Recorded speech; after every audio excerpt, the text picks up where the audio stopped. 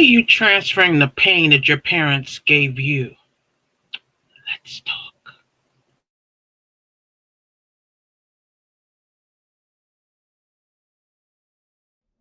I am your host, Kim B. Miller, Prince William County, Manassas, and Manassas Park, Virginia, Poet Laureate Emerita, author, speaker, facilitator, spoken word poet, haikuist. Let's get into today's subject. Let's get into today's subject. Yes, I laugh at myself too. Yes, this is live. No, I won't be taking any retakes. Whatever mistakes happen, happen. Life is life. Anyway, welcome. This is 17 minutes. Why 17 minutes? I love haiku, which are 17 syllables. So I feel like I should be able to do a podcast in 17 minutes. Anyway, parents, let's talk.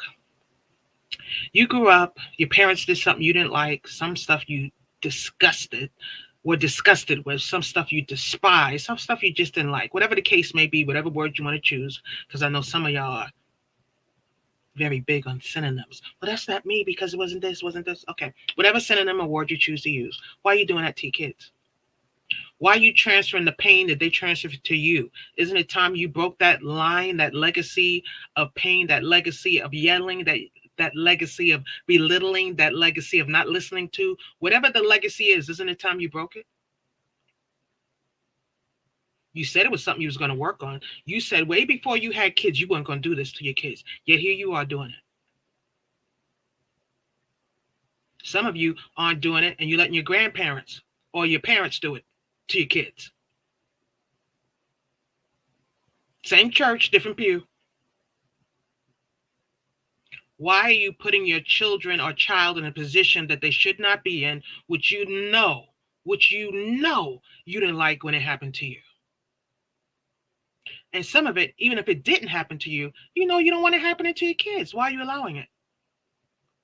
See, I'm trying to cover all the avenues because some of y'all will just go straight from the back door to the front, through the side door. All doors are covered now. Why are you doing it? So while you spend time running to a door, you could be answering my question. Why are you doing it? Because it's convenient, it's easy, it's familiar. If you hated it so much, why would you impose that on somebody else? Chemism, my sayings. Do not turn into what you despise. And some of you have done just that.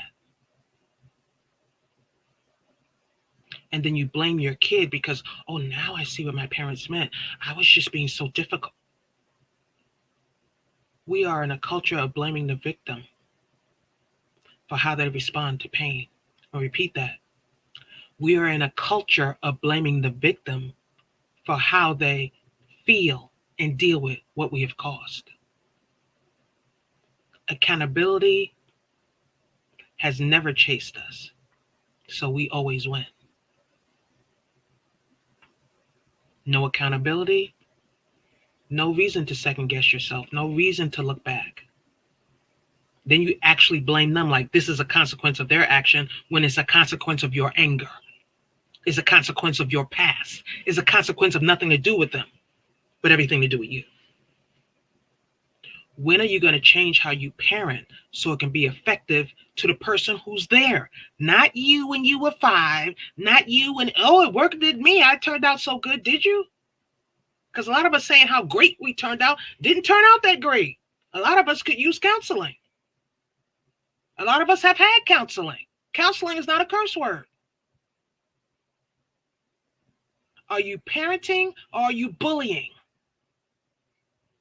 Somehow we have equated obedience with a good child. Just because they're obedient does not mean they're good. They've learned to follow your rules and be everything obedient. They may be miserable. They may be upset. They may be suicidal. But you don't know all that because they're following all your rules and they're obedient. They're getting good grades, so they're obedient. Obedient is not the benchmark that you think it is. Have you ever checked on their happiness? Have you checked that they feel heard? Have you checked that they feel appreciated? I've never had no trouble out of that one, But how do they feel eternally, internally? How do they feel? Uh, are they getting bullied? Do they feel whole? Do they feel appreciated? Do they feel understood?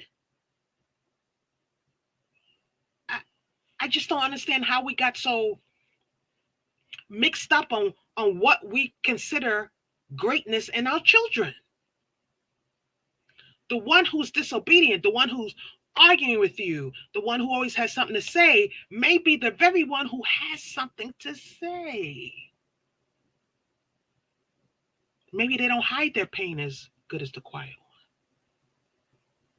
Maybe they don't hide their bullying, the sexual assault, the things they're going through as good as the quiet one. Or maybe they just are going through something and maybe you're the cause. Maybe somebody in the family is the cause. Maybe they don't feel comfortable telling you because they don't think you'll believe them. And if it's nothing that catastrophic, they still need to be heard. They need to feel like what they say matters. We are so quick being the authority in the house, we're dismissing their feelings. And when people feel like they don't have feelings and they don't matter, they start to believe you and believe they don't matter and they don't have an opinion. And then you see them with somebody who they shouldn't be dating. Why are you dating them? They're so overbearing. They're so controlling. Ooh, wonder where they thought that was an acceptable mate. Wonder why they thought that sort of treatment was acceptable. Jeez, no way. It's just only if I had a clue as a hmm. Totally drawing a blank right now. And for those of you who think I'm just talking about girls, I'm talking about boys, I'm talking about non-binary, I'm talking about everybody. So stop thinking, well, that's just the good. No, there are men, boys, non-binary, also in the same position.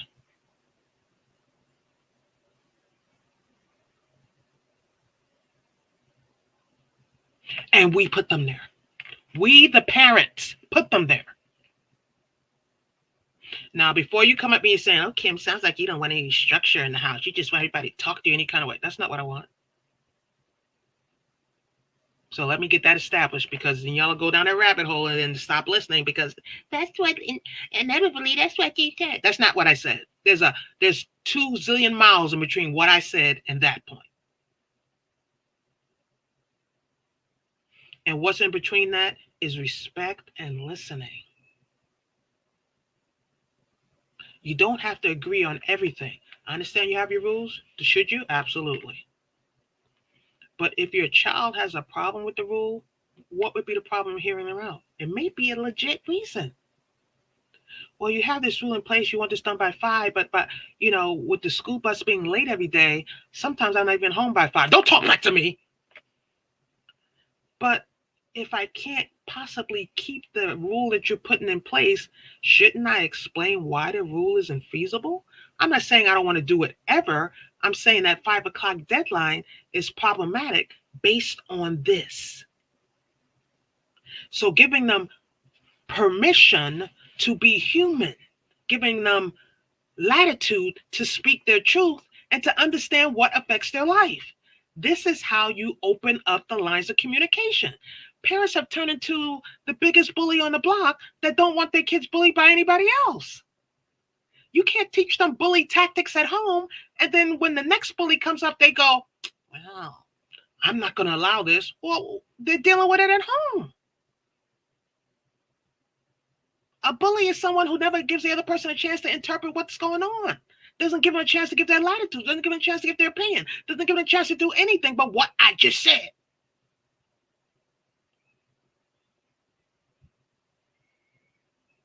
And you see the manipulators out there, the traffickers out there, the people coming for our kids will give them all the time they want. They'll give them time to speak. They'll give them time to be heard. They'll give them time to be understood. They'll give them time to disagree with them respectfully. They'll give them all that. So that's why when they come out and reach out to some of our kids, they get the opportunity to manipulate them because they give them something that we haven't.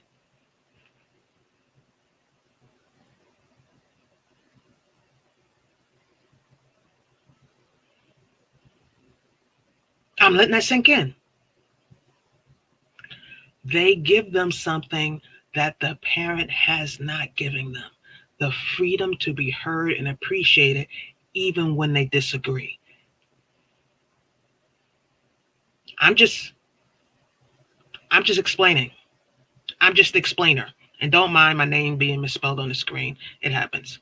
Obviously it's Kim B. Miller. It happens. I'm asking you, when was the last time you had a conversation with your kid, children, little people, adult children, that wasn't about all your rules and your regulations? An honest conversation about the stuff you did wrong or wish you hadn't done, or things you're trying to improve on, or things you need them to call you out on. Do you have those conversations? Or is everything the rules and regulations and you're going to do what I say? And for those of you who go the opposite way, they're kids. You just do whatever you want. You figure it out. You're so smart. Really, stop it. Stop it. Everybody needs guidance. Everybody. And for you just to, throw your kid out there because you don't want to be a parent, you're trying to be the biggest buddy on the block, doesn't help them grow either. So because you're on the other end of the spectrum does not make you the parent of the year either. Because some of them are going, well, I went to my parent to have a talk, but they're like, just go ahead. Really? And I know some of this is fear because you don't want to tell them the wrong thing to do. But then say that. Kids are smarter than you realize, even the ones who are your adult children now. Having that difficult conversation is better than not having it because, in the absence of truth, people will make up their own story, their own scenario, and their own reasoning. So they'll say, you didn't care, you never cared, and blah, blah, blah. That's why you talk to people and they're like, you never cared. Like, where'd you get that from? I care so much. I never knew that. You never told me that. Well, they should know. How? How? How they gonna know? You do it yourself, parents. In the absence of information, you make up your own scenario. Sometimes they come in late, they walk through the door, you're already screaming, you assume they just ignored your curfew. How dare they, blah, blah, blah. You don't know if they just saw a car accident. You don't know if they were just in an accident. You don't know if their friend just died. You don't know if their friend just attempted suicide. You don't know nothing. In the absence of information, you make up your own scenario. And your scenario normally starts off with disrespect.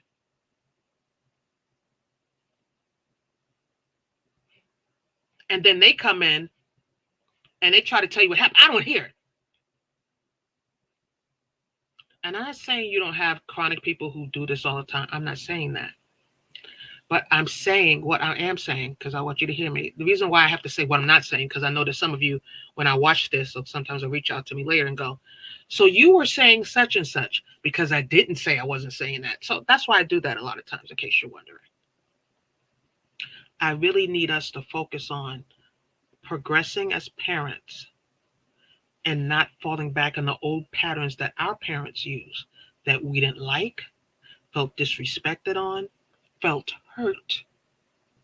And some of us out there really felt that pain. And for some of you, it was just plain abuse. You don't want to call it that. I get it. I'm not trying to put you in a box. I'm not trying to get you to label anything.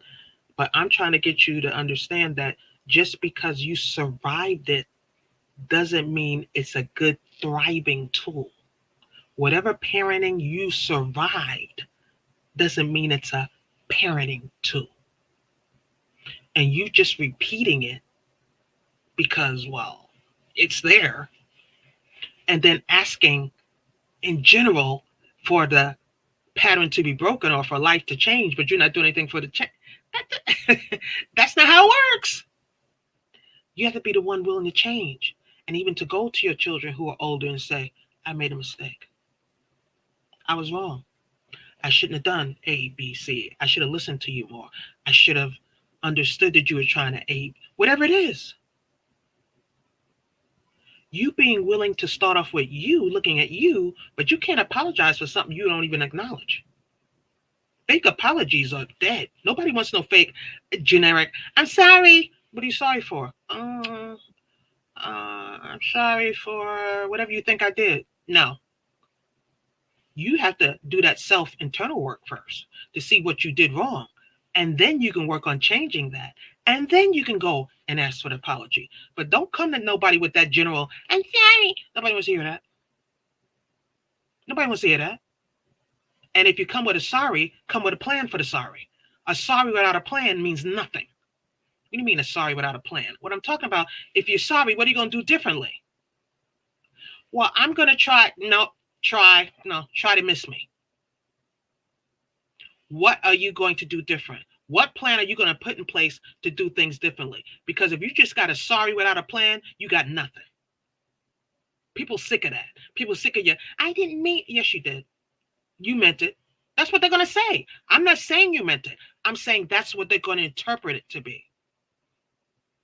So if you're genuinely sorry, know what you did wrong and know what you need to do to improve it. Because parents, don't expect that sorry to erase all the pain you caused. Let's be clear. That's just step one. But if you're not willing to look inside, to start here, to say, I need to change because of this, this, and this, there's no point in even approaching your grown up child or your teenager or your little one with any sort of plan because you're going to fall back on what you've always done. And that's just going to be a temporary sorry, and they're going to be waiting around the corner for old you to show up. It's time for you to decide if you're going to make a change. Only you can do it. It's time to get serious.